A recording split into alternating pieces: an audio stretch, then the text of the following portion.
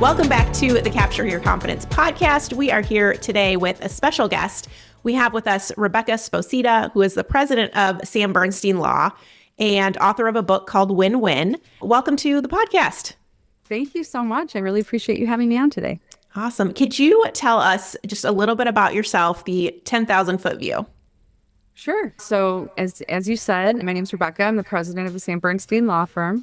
I've been with the firm for about 15 years and kind of worked my way up through the ranks. Also, I'm a wife of 25 years and a mom of 2 boys. And so just, that's kind of high level what I am. It's kind of like the split between the professional and the personal. And so that's... Yeah, very cool. Okay, so for me as a lawyer by trade, when I see a woman in leadership in a law firm, the first thought I have is like, wow, how did you make it? Because it can be really hard on women in our industry. And so when you hear that, kind of what was your journey like to stick it out so long in a firm environment and then also climb up to leadership? Right. It's a great question. And it is true. It's a difficult journey, particularly for women. And I've been blessed with having an amazing firm to grow in. I think that's really important. When I started out my career, I was a medical malpractice litigator, which is a very, very tough male-dominated place. And so I think I learned a little bit of toughness there that carried on in a really helpful way throughout my career. And I think just working hard at all the positions and trying to be authentic and kind of who I am and my strengths. And, I'm not the same as a man that would run the firm. And that's a good thing, Yeah. Sometimes it's good, sometimes it's bad, I suppose. But just being myself and trying to achieve the next level and all the things I do, it's really just how I've operated. I have to imagine as someone who's not in the legal field, but having lots of girlfriends who have had this career path, that the culture of the firm really plays a massive role because, you can be as ambitious and you can be as dedicated and as hardworking as you are, but then still sort of be met with resistance. So talk to me about the importance of picking a firm like that really felt like it was going to help accelerate your growth and value the fact that you are a multifaceted person who has more than just work going on in your life. Right. So before I joined this firm, I mentioned, I worked at another firm, and that person who I worked for there, before I came to take the job at this firm at Sam Bernstein Law, I called him, what do you think about this place? And his response was, look, if you go there, you're never going to leave. It's an amazing place. And so, most of us in Michigan here have heard of my firm and know kind of what our reputation is. I didn't know for sure that that's how it was going to be. So when I made the leap to come here, I was so pleasantly surprised with just how amazing this family is that I work for and work with. One small example that I'd love to talk about because it's so unique.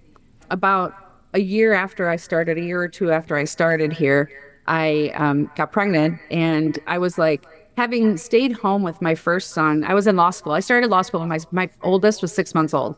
So I was in law school at the time, having a baby, all that thing. But I got to be home with him during the days and went to school at night. And so when I joined this firm and when I had a baby, I was like, oh man, I don't know if I'm going to be able to be away from him. And I don't know if I'm going to be able to just be away all the time. And they were like, and so for the first year of his life, I brought my son to work with me every day. I had a crib in my office and, a baby monitor there. And I would go to a meeting and somebody on my team would hang onto the monitor and grab him if he needed it. And sometimes I'd come back to my office and Mark Bernstein would be in my office holding my son. It's just such a beautiful miracle of a place. And so I'm really well aware of the blessing that I have of being in this environment. And I don't think I would be here still if it wasn't like that, Yeah. Unicorns exist, everyone. Right? I know. That's cool. Okay, so let's backtrack a little because I don't think I knew that you went to law school when you had a baby also. Where do you get the confidence to decide that that's a good idea to do that, in that moment? I don't know if it was confidence as much as just like crazy ambition. I think everybody, I would say almost everybody in my life other than my husband was like, you are nuts. What are you doing? And it's just what I wanted to do. It's just what I knew I needed to do for myself, and had a lot of support in doing that and getting through. But it was tough, obviously. Going to school all day, my husband working all day, and then I'm going to school, or I mean, I'm with my son all Yeah. day, and then at school all night, and my husband and I didn't see each other for a good 3 or 4 years. Certainly wasn't confidence that led me to that. It really was almost insanity, I believe. Yeah. But, I built confidence through that, right? I think Yeah. most of the decisions I've made are like, wow, you're going to go do that. Like a few years ago, I decided I wanted to go back to school again. And I went to Harvard Business School to do an advanced management program. And I had to spend 6 weeks there. And so again, it's like kind of nuts, but I feel like challenging myself and continuing to stretch is what has helped me build confidence over the years. Anytime I feel a little bit, oh, I'm insecure about the financials, I should know more about how to do that. Go do that then, and that's just how I've always been. It really does sound like curiosity is a little bit of a drive. Like curiosity paired with ambition is like a driver for you. I think, I identify with that. And a lot of people in my life have told me that I'm crazy when I make certain decisions. And so talk to me about how you sort of stand in your own confidence while you weren't confident making the decision, like you knew it was the right move for you. So when you're met with the people around you being like, you're nuts, talk to me about the inner journey that happens for you that re-solidifies like, no, I'm doing this thing. That's a hard question to answer. I don't know. I don't know what happens. I think that people look at me, and when they talk about me as a very confident person. And I think that's how I come across. That's not how I always feel on the inside, for sure. And, I just realized recently that it's beneficial for me to let people know that. So, so other women and, younger people in their professional journey don't think, oh, to get there, you have to be confident all the time. So I really trust my own judgment. And I think it's hard to not let other people's opinions about you or, inject into kind of what you think you should do for yourself. I don't know how it's there, but I have that. Like, trust myself. Yeah. Okay. A couple of things there. So I love that this podcast, we bring people on who on paper are rock stars, right? And then they come on and 100% of the time they say, I don't know, I'm not sure. I just figured it out as I went. I'm, building the plane as we're flying it, and so I just love that message comes through time and time again, because I think that is the foundation of most big decisions, right? And how people kind of get where they are is just a series of bold choices that you didn't 100% believe in at the time and figuring it out as you go. And the other thing I love that you just touched on is this idea of self-trust, which is kind of our foundational definition of confidence, is just trusting in yourself time and time again and feeling the momentum of those choices throughout your life. Yes, definitely. I think that over time, when and trusting yourself doesn't always mean that every decision you make is right or that they all work out perfectly. In fact, some of the things that have happened in my life that haven't been perfect are the things that I've learned the most from. And so, I think that you always look up to the levels beyond you and above you and think, man, those people in that room, they really know. They know something that I don't know. And then you get into that room and you're like, no, anything different than what I know. We all, the difference is just being bold and fearless sometimes and just using your voice, not being afraid, not waiting for somebody to let you chime in. It's like, no, you have amazing, brilliant thoughts. Like, just say it, right? Yes, I love that. Okay, so you are a new author. Yes. Is that right? Yes. Okay, so tell us a little bit about why you decided to write the book. Did you always know you wanted to be an author? Or is this another example of like, oh, let's try this and see what happens? So tell us all the things about the book. Right. So the book is called Win-Win, Helping Organizations Mitigate Legal Risk for the Common Good. No, I did not always want to be an author. I never really thought about writing a book, although I like to write. No. So this really came about from my years of experience representing victims of medical malpractice and sexual assault. I represented some of the Larry Nassar sexual assault survivors some of the gymnasts. And, throughout my career, I've observed so many instances of people being harmed and then coming forward to, report the harm and then being harmed again by the process. It's a secondary assault on people when they come forward and they're treated poorly. And there's, it's a horrible process for them to go through. And it doesn't really have to be like that. I think that institutions can do things in a different way so that they, provide some trauma-informed care to people when they're communicating with them and treating them as more human. So from that, from that point of view, I think that this is a really important book, and it's helpful to people, helpful to institutions to teach them how to do this better. But it really came about for me because when I was at Harvard, I had an incident that I actually had to come forward and report. This is a program designed for executives that have been in leadership for many years. So, most of the people were my age or a little bit older. And I was just randomly and oddly assaulted by one of the people in my program. And going through I'm fine, and it wasn't, right? It's hard for me to distinguish between some of the really devastating assaults that have happened to people that I've represented. This is not that, but it was not right. And so I reported that, and just watching the process from the other side, I've been a fierce advocate for my whole life. And, you come in hot and strong when you're a lawyer for somebody that you're representing.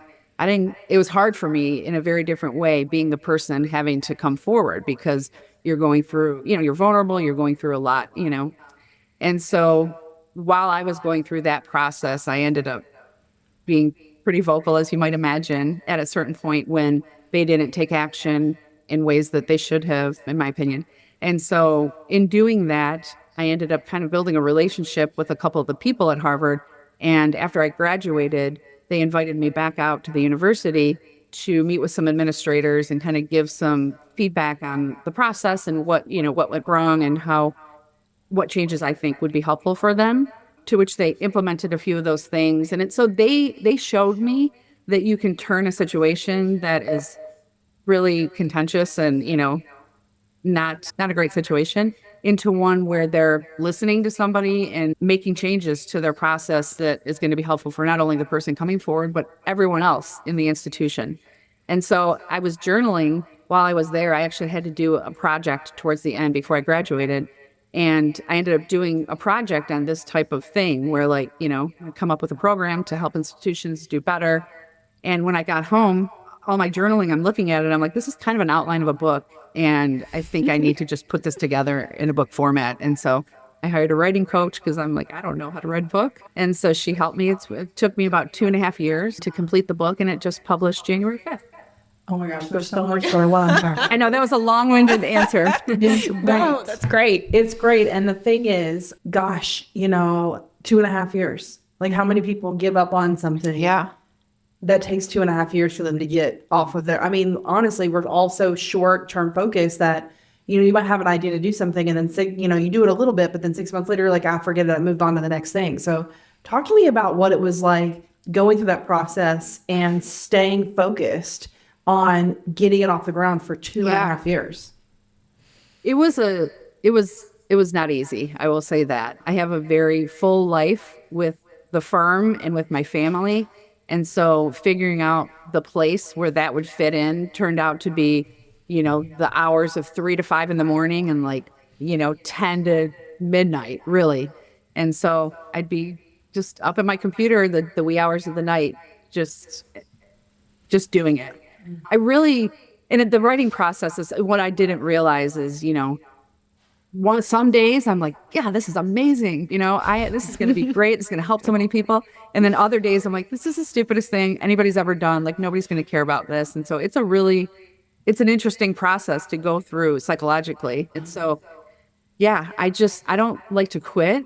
That's a thing for me. And even if it was going to be horrible, I needed to do it to finish it, And, thinking too about just how traumatic by nature it is to have to involve a lawyer in anything, right? Like, I'm just thinking about any person who hires a lawyer is going to walk into a gauntlet of rehashing something that wasn't positive.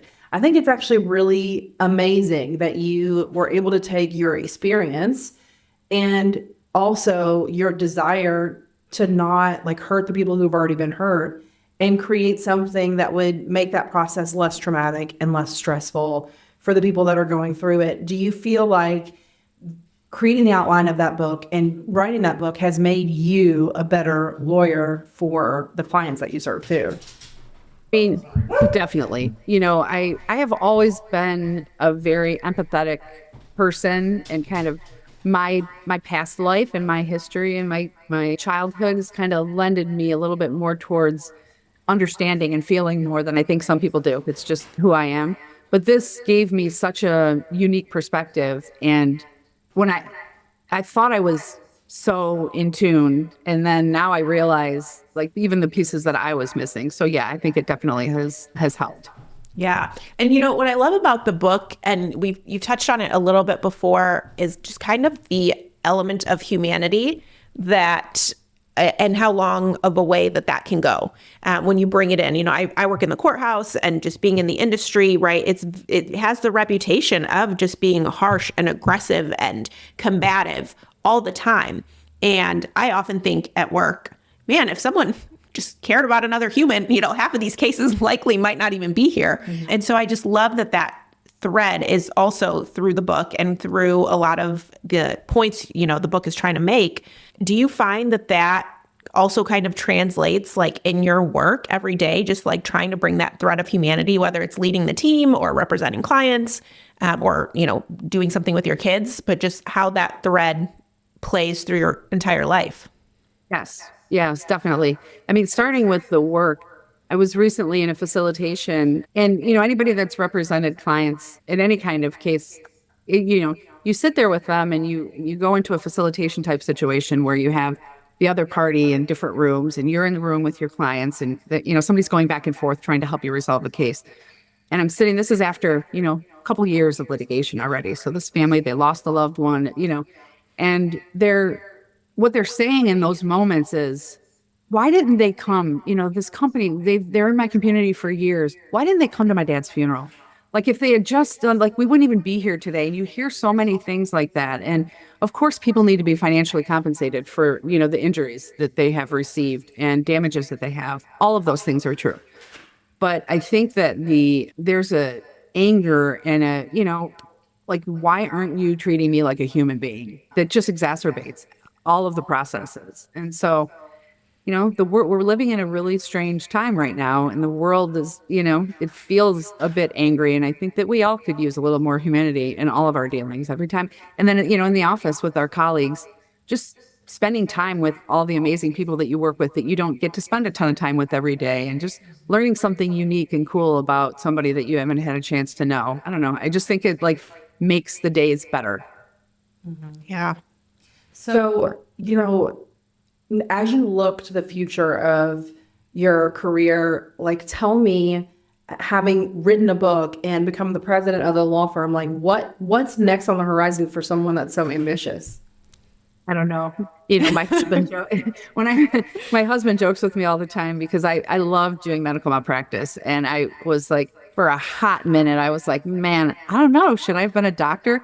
And so, yeah, I mean, it's just 2 years ago. So every time I, you know, say to my husband, hey, I was thinking about something, he's like, all right, what are we doing? Like, are you going to medical school? What are you doing? I don't know. I don't know what's on the horizon. I mean, our firm, we're in an amazing growth phase right now, which I love. So strategizing about the future of the firm is really exciting for me. There's a lot of work that people are asking me to kind of help them with things related to the book, different people I know in different companies. I think that maybe when I retire from the firm many years from now, that might be something that I look forward to doing. But I don't know. I'm excited for a moment to kind of stay grounded in the work that we're doing here, and that extra time that I was writing book, now trying to like get back into my, you know, my life of exercise, you know, just the things. Yeah. I put a lot on hold to do that. And I tried for none of that to be my family. But in doing that, something's got to give, right? So I feel like I lost a little bit of the self-care. You know, it's such a balancing act. Like, people think, oh, you can do it all. No, you cannot. Like, something has to give, where you think if you're doing everything that you should be at work, there's something that you should, you know, that you're not tending to at home, and vice versa. So it's just kind of, I guess, to answer that question, I'd like to maintain balance for myself a little bit better. And that's what I hope to do in the near future. That is awesome. Well, thank you so much for sharing with us today. Where can people learn more about you or get the book if they're interested? Yes, my website, www.rebeccasposita.com. Okay, awesome. And we'll link that in the show notes. Rebecca, thank you so much for chatting with us today. Thank you so much for having me. It was really nice meeting you both. Yes. All right. We'll talk to you guys soon.